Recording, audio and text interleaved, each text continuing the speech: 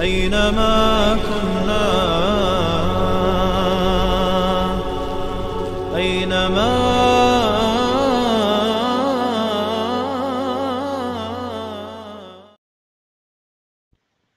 وعليكم السلام ورحمة الله وبركاته.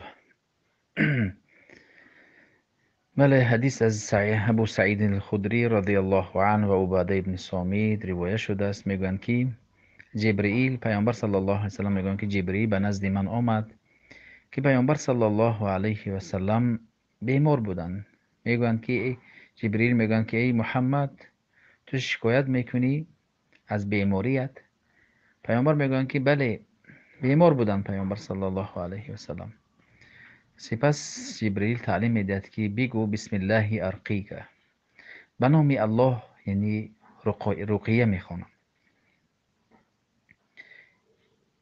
بسم الله ارقیک با نام های الله که این اعوذ بکلمات الله التامات من شر ما خلق، این با نام های الله رقیه خواندن این مشروع است با دعاهایی که پیامبر صلی الله علیه و سلم خودشان رو رقیه کردن، مثلا سوره اخلاص و فلق و سوره ناس و بعض دعاهایی که بسم الله الذی لا یضر مع اسمه شیء فی الارض ولا فی السماء و هو السمیع العلیم.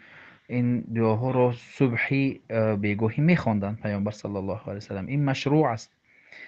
بسم الله ارقیک من کل شیء یؤذیک، و از تمام آن چیزی که تو را اذیت میدهد با این نام های الله تو رو من چی میکنم؟ رقیه میخوانم که تو معالجه شوی.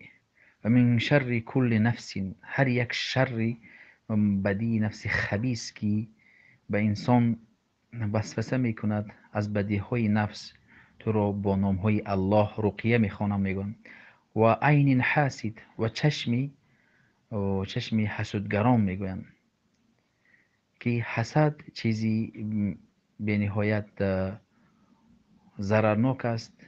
و چشم چه خیلی که در حدیث آمده است که پیامبر صلی الله علیه و سلم یک نفر صحابه رو میگویند که تو با چشمت قریب این برادرت رو به خطر رسوندی. هر باری که یک برادرت رو در یک نعمت میبینی تو بر او مثلا بارک الله فیک، ماشاء الله، بارک الله فیک بگو که این رفع چشم میشود.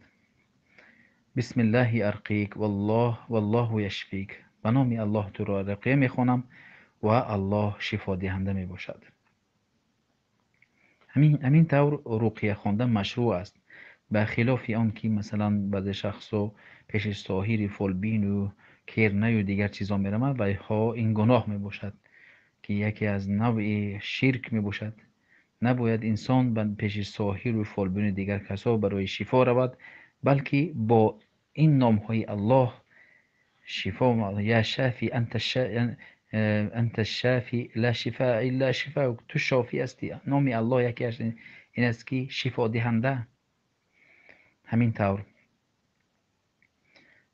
در اینجا یک شخص، مثلا یک شخصی بیمار رو وقتی که دید او را رقیه خواند بهتر است، اما یک شخص بیمار یک شخص رو گوید که من رو رقیه بخوان، این نوع از نقص می باشد، توکلش به خلل وجود دارد. برای من یک شخصی بیمار رو یک دیدیم، ما خود به خود او را رقیه بخوانیم، نه پیش از اینکه او طلب بکند. طلب کردن یک شخص رو مثلا ما رو رقیه بخوان تا شفا یابم گفتن، این یک نوعی عیب، نقص است در مثلا این توکل انسان، در اعتقادش، نه اینکه در اعتقادش، در توکلش نقص است. همین طور. السلام علیکم و رحمت الله و برکاته.